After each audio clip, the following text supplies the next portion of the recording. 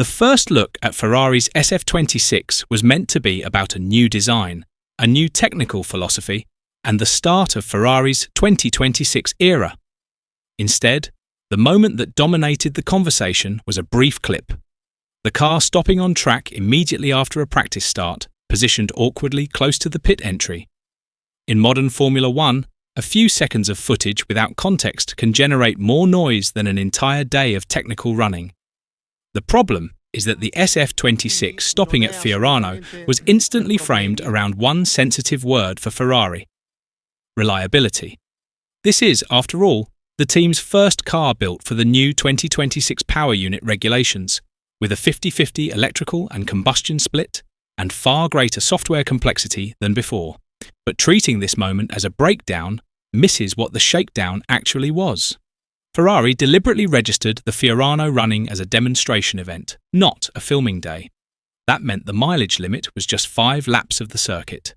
In that context, every element of the run, the installation lap, a short run, the practice start, was simply a checklist item, not part of a normal test program. Once the practice start was completed, the job of that run was effectively done. There was no technical requirement for the car to continue. Ferrari's explanation has been consistent. There was no system failure, no emergency shutdown, and no indication of a power unit problem. The car was stopped and recovered to the garage to ensure the team did not exceed the regulatory mileage limit. The visuals were striking, but the substance behind them was far more straightforward. What matters more is how Ferrari chose to present the SF-26, openly as a Spec A car, conservative in concept, focused on correlation and reliability rather than immediate performance. So the real question is not why did Ferrari stop, but what can and can't we realistically conclude from this first look at the SF-26. If you want to follow that analysis properly, make sure you subscribe, because that is exactly what we are about to break down.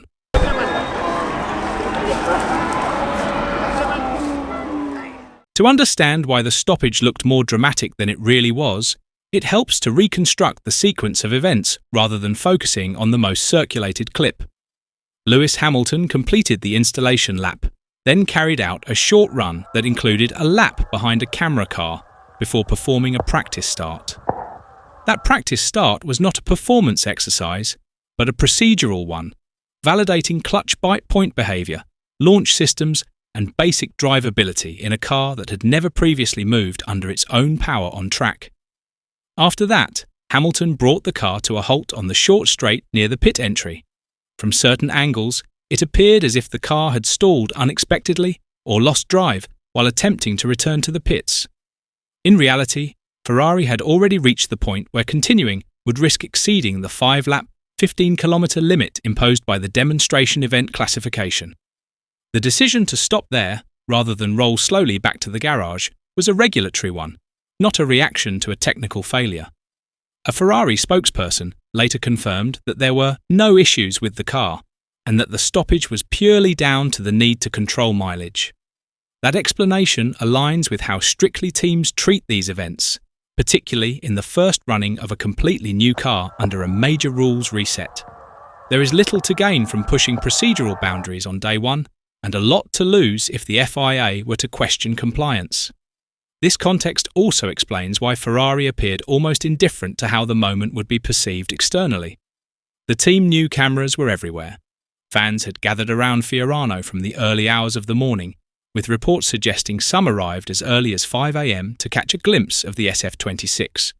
Ferrari also knew that any stoppage would be filmed from multiple angles and circulated instantly.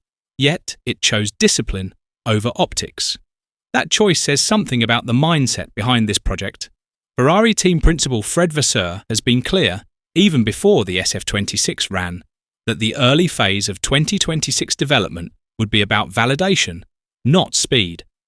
Speaking previously about the approach to the first test specification, Vasseur explained that the most important is to get mileage. It's not to chase performance. It's to get mileage to validate the technical choice on the car in terms of reliability. He also referenced the lessons of the 2014 regulation overhaul, when early reliability issues caused a high percentage of retirements in the opening races. This is why the SF-26 appeared at Fiorano as a Spec A car. Ferrari has openly described it as a baseline concept, designed to be robust, flexible, and capable of development once real-world data begins to flow.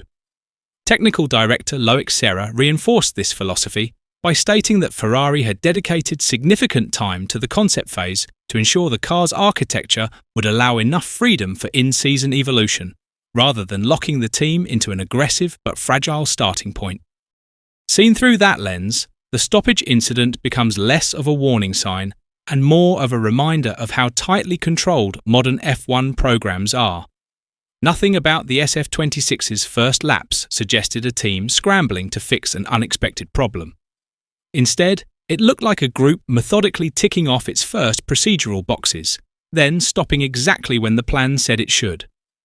That does not mean the first look at the SF-26 was uninformative. On the contrary, the running at Fiorano, brief as it was, revealed several deliberate choices in how Ferrari is approaching the new regulations.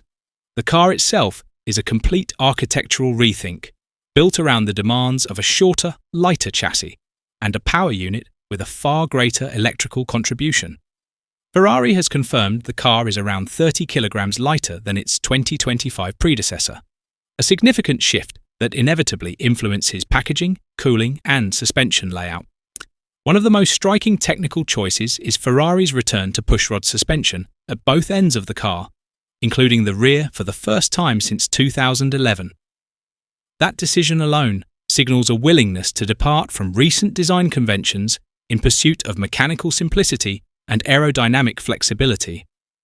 Combined with the observation that the driver appears to sit further forward than in other 2026 cars revealed so far, it suggests Ferrari has prioritized mass distribution and airflow management in ways that will only fully reveal themselves once more detailed testing begins.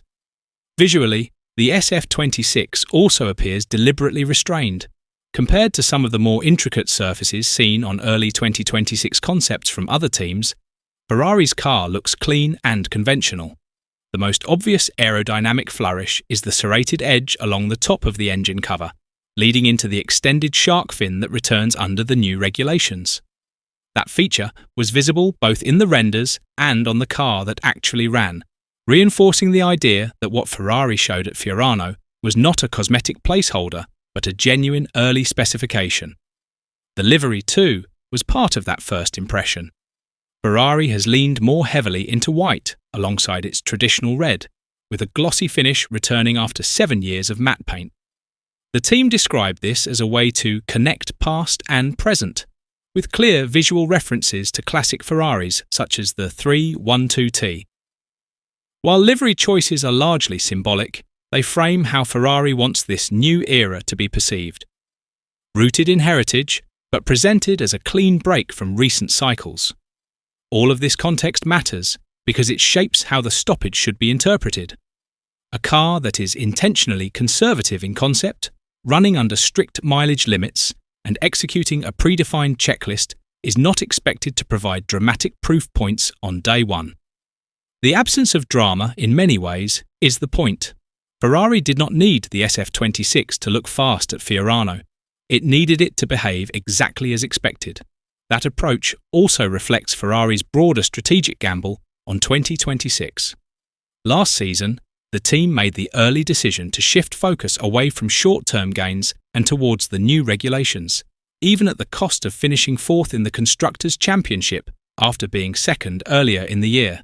Vasseur defended that call as rational, arguing that Ferrari was not realistically in a position to catch McLaren in 2025, and that the aerodynamic testing advantages gained by finishing lower would be more valuable heading into the reset. The SF-26's first outing was therefore never about making a statement to rivals. It was about laying foundations.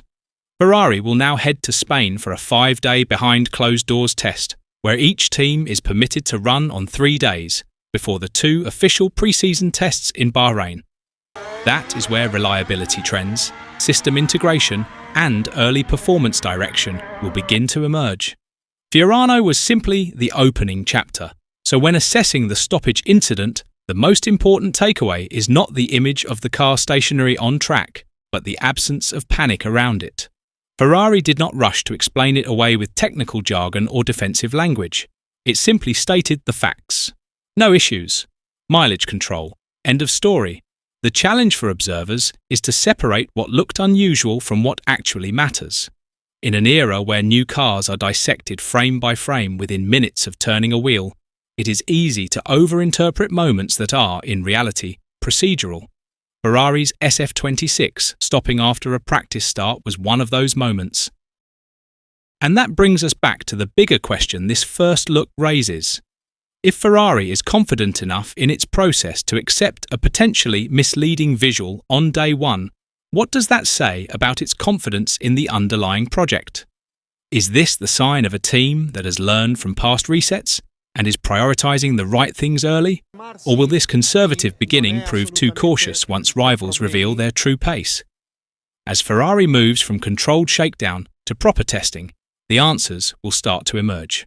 But for now, the real debate is not about whether the SF-26 stopped, but about whether Ferrari's disciplined, low-noise approach is exactly what it needs for 2026, or whether it risks leaving performance on the table. So what do you think? Is Ferrari's calm handling of this first look a sign of maturity and confidence, or does it hide unanswered questions that only the track will expose? Let us know your view in the comments below.